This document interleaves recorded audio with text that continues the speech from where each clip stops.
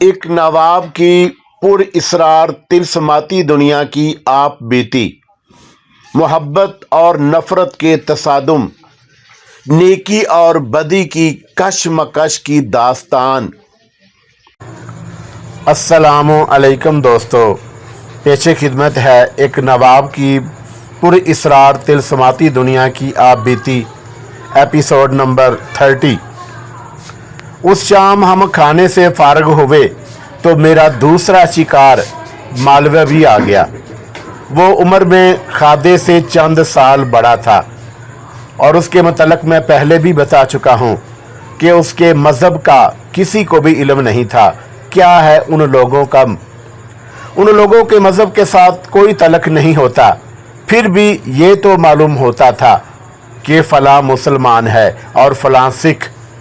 बाद सिख डाकू सर के बाल कटवा देते थे, लेकिन वो कहलाते सिख ही थे। मालवे के मज़हब से कोई भी वाकिफ़ नहीं था। मालवा खादी की तरह वाज़ेदार नहीं था। उसका लिबास भी मामूली और मैला था और उसका चेहरा खुरदरा और करख्त। उसकी बातें भी अपने चेहरे जैसी थी। बोलता था तो लगता था कि लड़ झगड़ रहा हो। सनावे नवाबजादे, उसने आते ही हमीदुल्ला से कहा और मेरी तरफ देख कर बोला, ओए तू भी यही है? हाँ भाई नवाबजादे, खादे ने मुझे बताया है कि वारदात करनी है। वलैती डब्बे रेल कार को रोकना है। वो तो कभी कभी गुजरता है, हमें कौन बताएगा कब गुजरेगा। ये ले मालवे। हमीदुल्ला ने एक गिलास में शराब डालकर गिलास मालवे की तरफ करके कहा, पहले हलक ज़रा कड़वा कर ले। वो मैं बताऊंगा कि डब्बा कब गुजरेगा और किस वक़्त कहाँ होगा। ये सोच ले कि वारदात दिन दिहाड़े करनी है, लेकिन मैंने जो जगह देखी है वो पहाड़ियों में है, बिल्कुल जंगल बियाबान है। घोड़े अपने साथ होंगे, माल घोड़ों पर रखकर निकल जाएंगे। फिर सोच ले नवाबजादे, मालवे ने कहा, घोड़ों पर माल लाएंगे तो रास्ते में जिस किसी ने देखा वो शक करेगा। अकल से काम ले। 7-8 ऊँटों का इंतज़ाम कर ले। तुझसे नहीं होता तो मैं कर लूँगा। अगर वारदात कामयाब हो गई तो माल बोरियों में डालकर ऊँटों पर ला देंगे। माल 7-8 ऊँटों जितना तो नहीं होगा, रकम की थैलियाँ होंगी।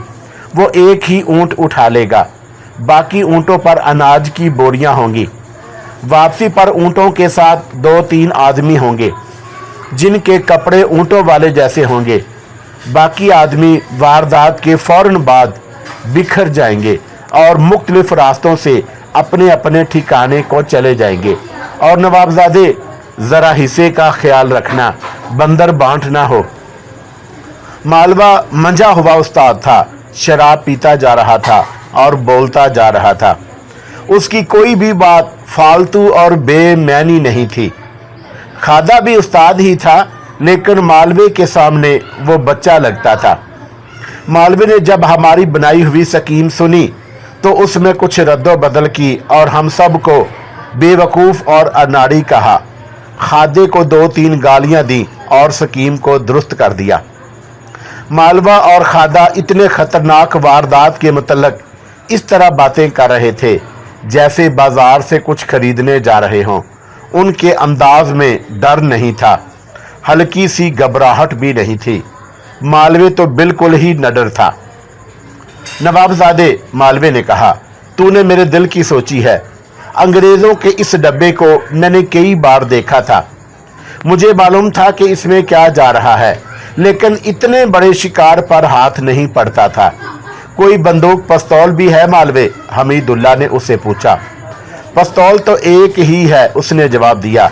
एक नाली बंदूकें 2 हैं, साथ लेते आना, हमीदुल्ला ने कहा। मैं कल सुबह चला जाऊंगा और मालूम करूंगा कि रेल कार किस रोज़ किस वक़्त गुजरेगी।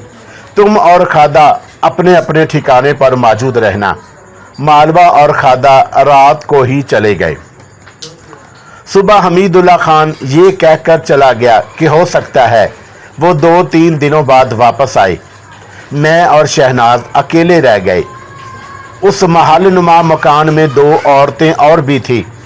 लेकिन उनकी मौजूदगी का एहसास नहीं होता था। शहनाज परेशान हुई जा रही थी। सिकंदर, उसने पूछा, तुम्हें यकीन है कि तुम पकड़े नहीं जाओगे? मैंने रात को भी उसे कहा था कि वो इतना ना घबराए। अब वो फिर वही सवाल पूछ रही थी। मेरे साथ 2 उस्ताद जा रहे हैं, मैंने कहा। हमीदुल्लाह यहीं रहेगा, तुम भी यहीं रहो, उसने कहा। मेरा दिल घबरा रहा है, मुझे यकीन नहीं आ रहा कि तुम कामयाब वापस आओगे। अंग्रेज इतने कच्चे के रेल कार की हिफाजत का कोई इंतज़ाम नहीं होगा। वो कच्चे तो नहीं, मैंने कहा, लेकिन उन्हें यकीन है कि हिंदुस्तानियों में इतनी जुर्रत नहीं कि वो सरकारी खजाने की तरफ आंख उठाकर भी देखें। शहनाज की परेशानी कम ना हुई। हम बाहर बैठे हुए थे, माहौल हसीन था।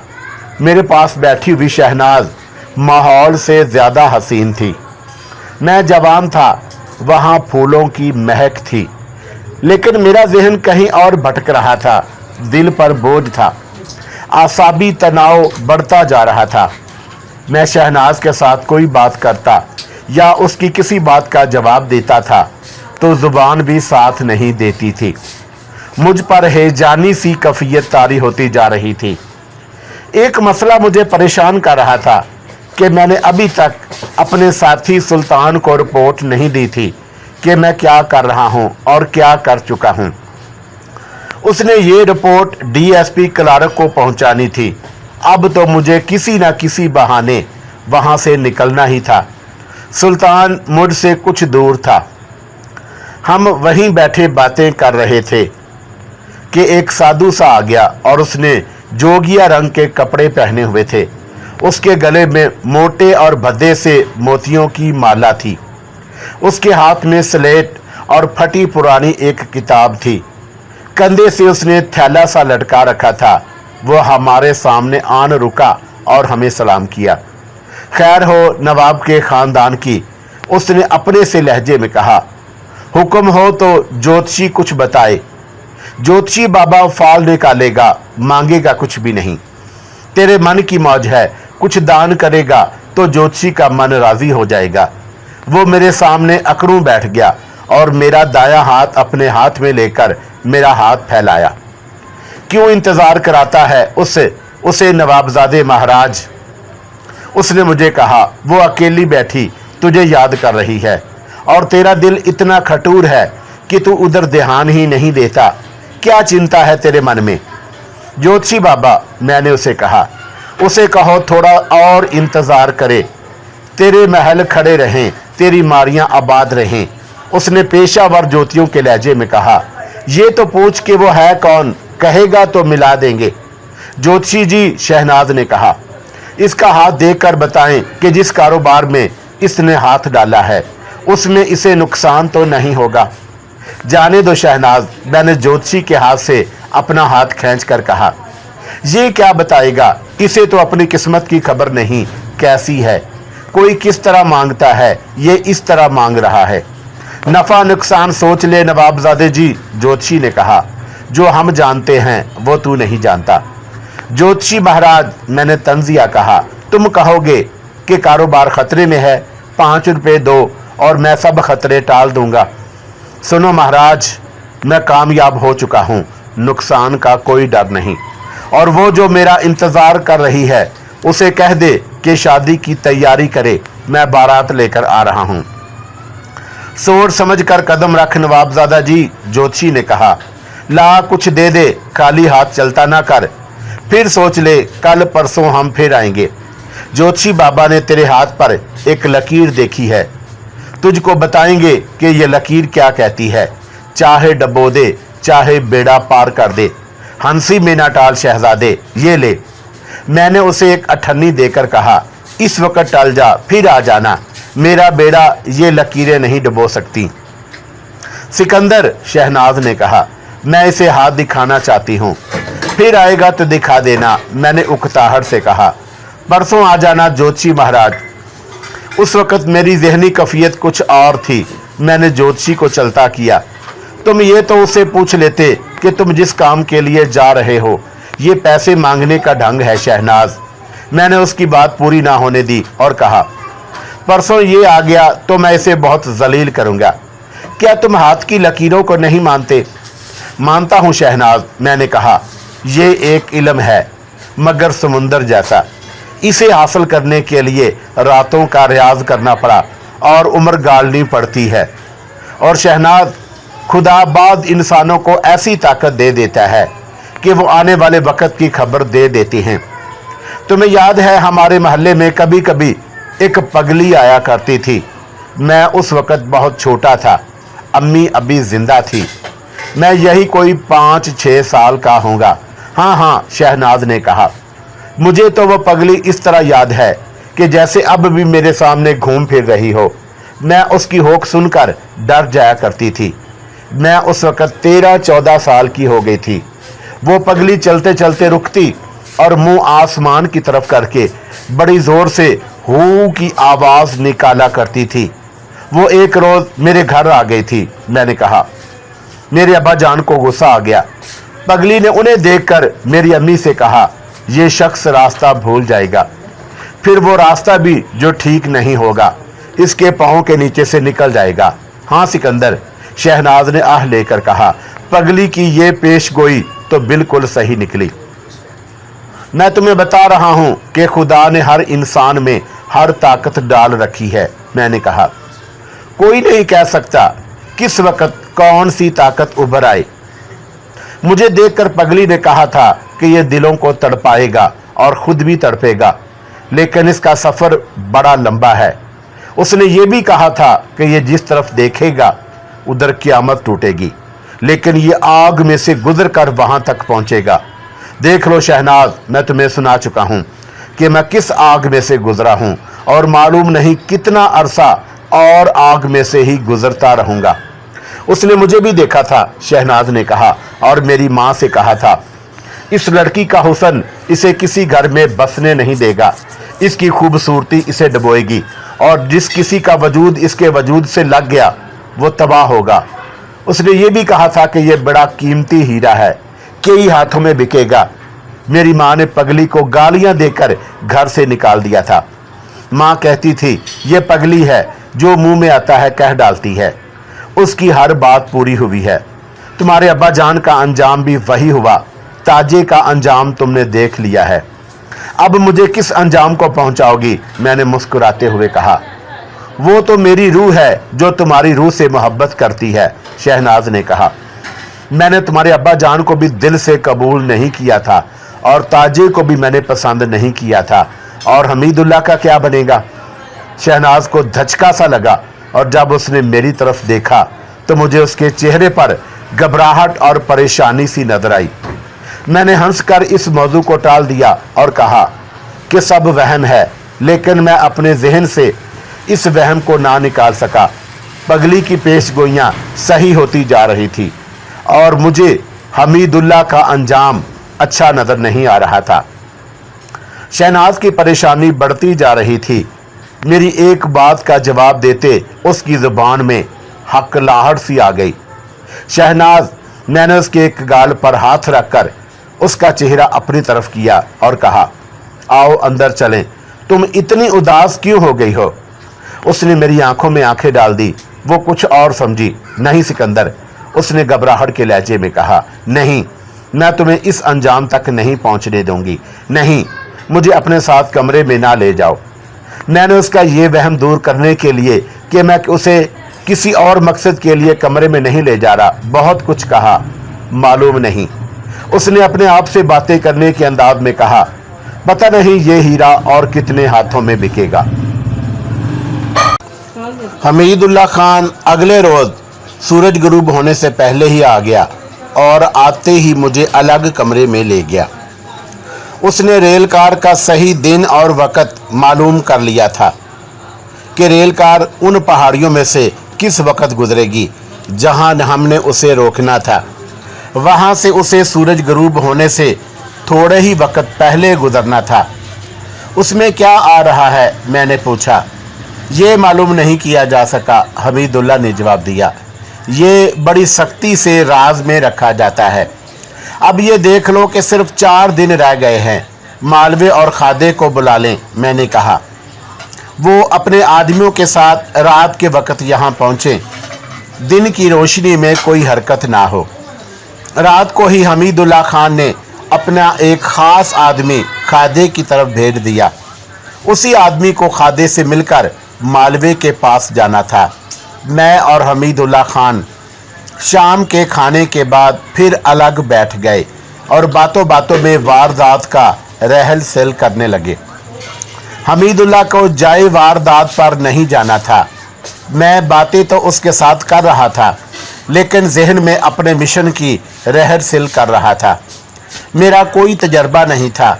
हमीदुल्लाह ने तो अपनी दोनों पार्टियों को इकट्ठा करने का इंतज़ाम कर लिया था, लेकिन मैंने डीएसपी क्लार्क को भी अभी इतला देनी थी कि दोनों मतलूब डाकू और गिरोह कैसी वारदात में और कहां इकट्ठे हो रहे हैं।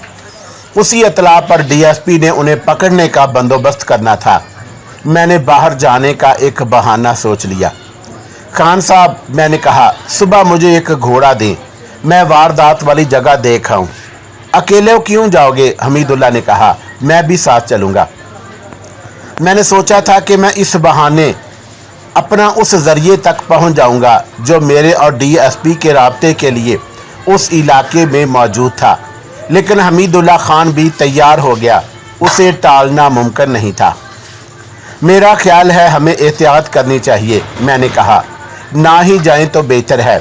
किसी ने हमें वहां घूमते फिरते या खड़े देख लिया तो वारदात के बाद हमारी निशानदही और शिनाख्त हो सकती है। मैंने रात खासे अज़तराब में गुजारी। सुबह तलू हुई। हमीदुल्लाह खान देर से जागा करता था। मैंने शहनाज के साथ नाश्ता किया और कुछ वक्त गुजार कर मैंने शहनाज से कहा कि ये इलाका बहुत खूबसूरत है, मैं घूम फिर आऊँ। शहनाज भी साथ चलने को तैयार हो गई। नहीं शहनाज, मैंने उसे कहा। हमीदुल्लाह खान जाग उठा और उसे पता चला कि तुम मेरे साथ कहीं निकल गई हो तो वो शक में पड़ जाएगा। मैं उसे शिकायत का मौका नहीं देना चाहता। शहनाज मान गई और मैं अकेला चढ़ पड़ा। मैं आहिस्ता आहिस्ता जा रहा था। आहिस्ता ही चलना ज़रूरी था। दूर दूर तक सब्ज़ा ही सब्ज़ा था और ये सेहत अफजा सैरगाह थी, लेकिन मेरे आसाब खींचे तने हुए थे। जागीर का कुछ हिस्सा फलदार दरख्तों का था। मैं उस हिस्से में चला गया। मैं देखने वालों की नज़रों से ऊजल होने की कोशिश कर रहा था। मैं नज़रों से ऊजल हो गया और दूर जाकर उस तंग सी पगडंडी पर हो गया जो ऊंचे फसीलों और दरख्तों के दरमियान से गुजरती थी। 1 घंटे से कुछ ऊपर वक्त हो गया और मैं खरामा खरामा जा रहा था। दूर से मुझे वही ज्योतिषी आता नजर आया जिसे मैंने कहा था कि परसों आना।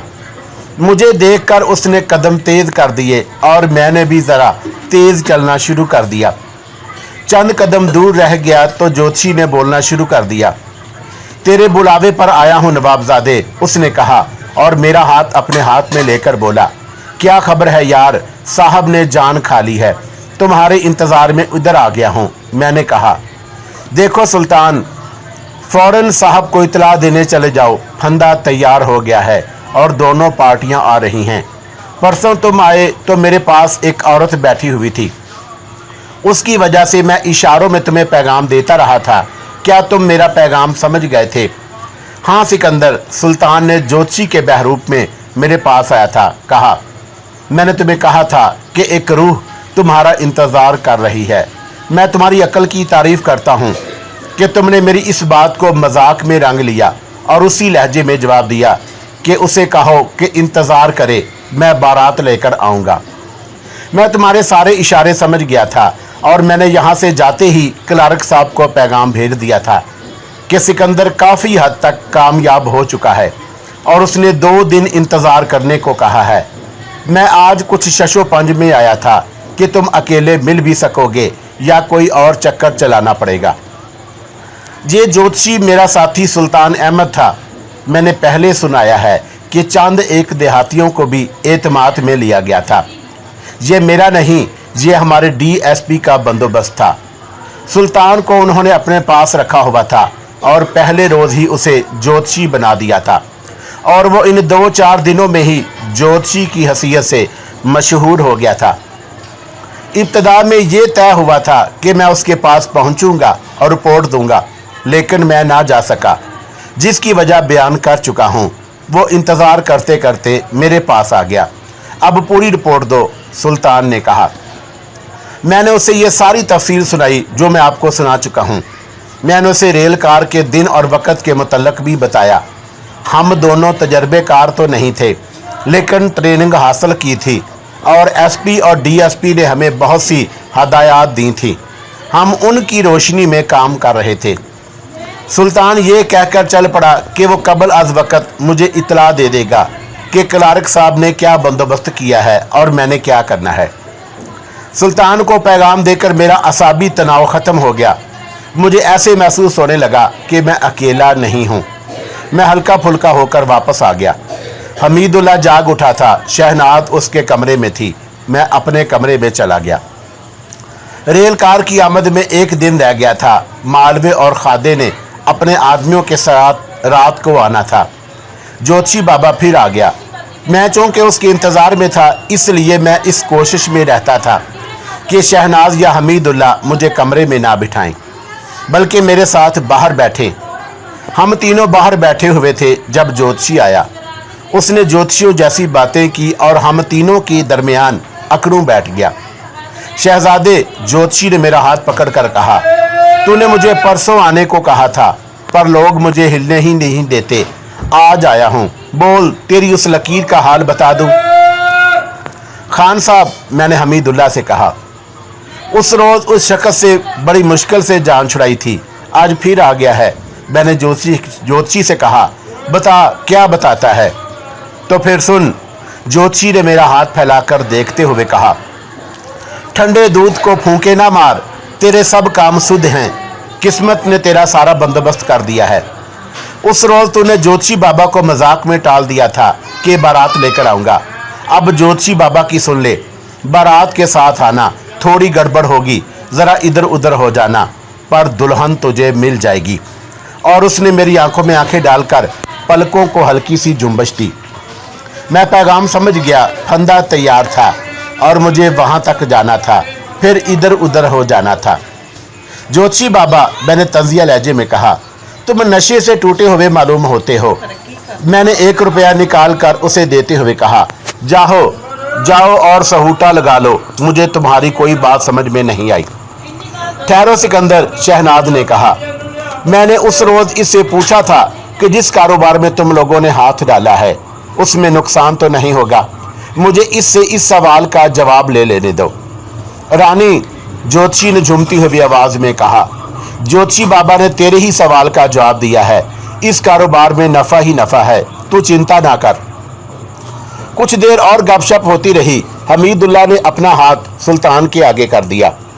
सुल्तान को मैंने पहले ही बता रखा था कि हमीदुल्ला के पास ठहरूंगा और उसे हमीदुल्ला के मतलब सब कुछ बता दिया था। सुल्तान ने हमीदुल्ला के साथ ऐसी बातें की कि हमीदुल्ला हैरान हुआ और उसने मान लिया कि ये ज्योतिषी ज्योतिष का इल्म रखता है। सुल्तान को हमीदुल्ला ने 5 रुपये दिए और सुल्तान चला गया। रात को पहले खादा अपने 6 आदमियों के साथ पहुंचा। 1.5-2 घंटे बाद मालवा 7 आदमी लेकर आ गया। रात को उन दोनों को और उनके आदमियों को बड़ी अच्छी तरह समझा दिया गया कि रेल कार किस तरह रोकी जाएगी। मालवे ने पहले ही मशवरा दिया था कि रकम की थैलियां घोड़ों पर नहीं लाई जाएंगी, बल्कि एक ऊंट पर बोरियों में लाई जाएंगी।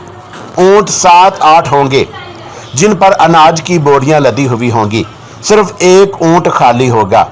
रेल कार का माल बोरियों में डालकर उस पर लादा जाएगा। मालवा अपने साथ आदमी लाया था।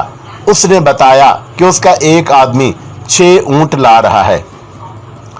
अगले रोज दोनों पार्टियों के आदमी 1-1, 2-2 करके मुख्तलिफ अतराफ से जागीर से निकले।